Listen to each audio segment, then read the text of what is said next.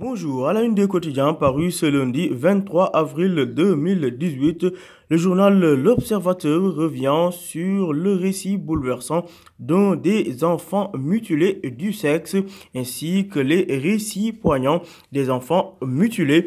Le journal L'Obs nous apprend que la colère enfle à Yeumbeul où la peur et panique dans la plupart des familles des quartiers jouxtant la voie ferrée suite à la mutilation de C6 3 ans. Le journal L'Observateur revient sur le témoignage de l'une des victimes C6 3 ans.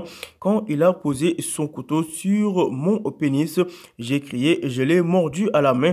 Il m'a frappé à la tête.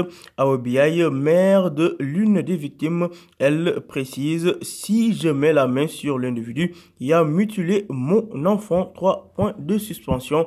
D'autre part, Toutibodian, mère de l'une des victimes également, déclare « Nous avons besoin d'être soutenus. Nous n'arrivons pas à acheter les ordonnances. » La police, elle, poursuit ses auditions concernant cette affaire.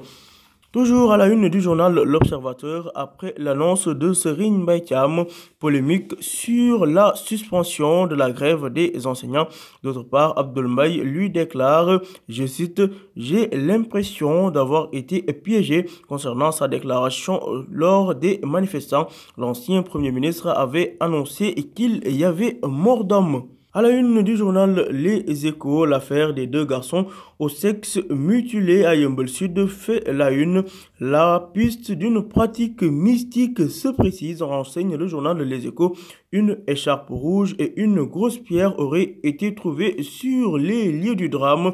La vie des enfants, cependant, est hors de danger et leurs parents ont été interrogés, nous dit le journal Les Échos. Mobilisation contre la loi sur le parrainage. Aliou Sané, membre du groupe Y'en a marre, raconte l'horreur. Selon lui, certains étaient dépouillés de tous leurs vêtements. Il ne leur restait qu'un caleçon. Toujours d'après les déclarations d'Aliou Sané, j'ai été interrogé et menotté au poignet. Fadel Barro était l'homme que recherchait la police, déclare-t-il. Message du khalife général des Tidianes au président de l'Assemblée nationale, Moustapha Niasse. Lever la séance aux heures de prière, a exhorté le khalife général des Tidianes à l'endroit de Niasse. Abdoulaye Bathily lui dément tout rapprochement avec le président Macky Sall. Je n'ai pas rencontré le président depuis plus d'1 an, ni au Sénégal, ni ailleurs, en public ou en privé.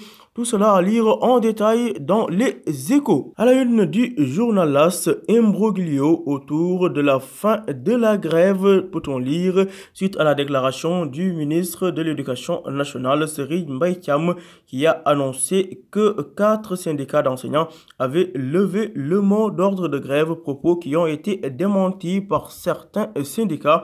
Lutte contre l'érosion côtière, le Sénégal décroche plus de 15 milliards de francs CFA. Pendant ce temps, adoption du parrainage, le Front National ne désarme pas. D'autre part, toujours à la une du journal L'As, Nicolas Ndiaye, le secrétaire général de la LD, Dixit, Macky Sall ne rendra pas compte aux chefs religieux mais au peuple sénégalais. À la une du journal L'Enquête, grève des enseignants, la fissure, peut-on lire à la une de l'enquête. En effet, en annonçant la levée du mot d'ordre de grève des 4 syndicats du G6, le ministre de l'Éducation nationale, Serigne Mbaye Thiam, a compromis une affaire qui était pourtant bien engagée. Les syndicalistes et les facilitateurs seraient furieux.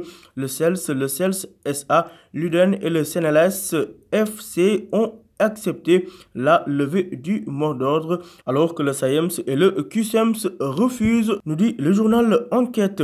Appel au dialogue du président de la République, l'opposition et la société civile dénoncent une supercherie. Pendant ce temps, Sori Kaba, directeur général des Sénégalais de l'extérieur, déclare « On va tenir les assises de la diaspora à Madrid ».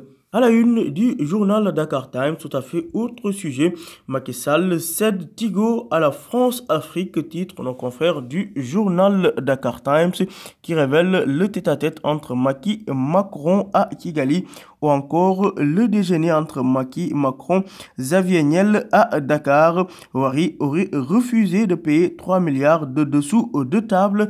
Tout cela à lire à la page 5 de Dakar Times. Le journal Libération revient sur le scandale dans l'affaire du contrat irrégulier de la société africaine de raffinage. Adax se tape plus de 100 millions d'euros, titre le journal Libération, qui révèle que le fournisseur a déjà livré 2 cargaisons avant de recevoir des lettres de crédit malgré la nébuleuse qui plane sur le contrat et les prix appliqués. Chuchoté à Dakar, Adax est au cœur d'une rocambolesque affaire de corruption. Tout cela à lire à la page 5 de Libération. Assemblée annuelle des banques mondiales et du FMI. Tapis rouge pour le Sénégal à Washington. Déclaration de Abdoul Mbaye lors de la manifestation du jeudi dernier. Déclaration concernant un manifestant qui aurait été tué lors du vote du projet de loi sur le parrainage. Abdoul Mbaye accuse des fantômes. Kilifeu, lui, de son côté, présente ses excuses aux Sénégalais suite à ses propos.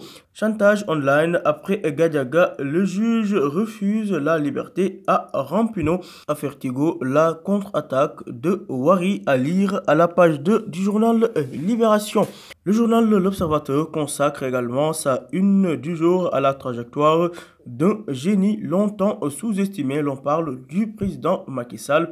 Machiavel, titre l'Obs, qui revient sur le parcours politique du président de la République, de la guerre contre Wade à la gestion des manifestations du 19 avril dernier, mais également le jour où Marième Faye Sall l'a interpellé en ces termes: toi, est-ce que tu es conscient de la situation? Yorodia, analyste politique, lui déclare que si l'opposition sous-estime Macky Sall, elle se trompe lourdement. Portrait à lire, pages 4 et 5 du journal L'Observateur. Sport, pour boucler, Luc Nicolaï, le promoteur de lutte, déclare: je suis le seul capable d'organiser la revanche entre Modulo et Balla Gaye 2. Alors que Stade, le quotidien du sport, revient sur la lutte pour le titre en Italie. Kalidou Koulibaly scalpe la Juve avec son but. Kalidou Koulibaly qui déclare dans les colonnes du journal Stade: c'est l'un des plus importants de ma carrière. Pendant ce temps, au FC Barcelone et en Espagne l'ont pris pour que Iniesta ne part pas, peut-on lire à la une de Stade. Pendant ce temps, record de buts sur une saison en Premier League. Mohamed Salah égale le record d'Alan Shearer, de Cristiano Ronaldo et de Luis Suarez avec 31 buts inscrits pour cette saison. À vos journaux et bonne lecture.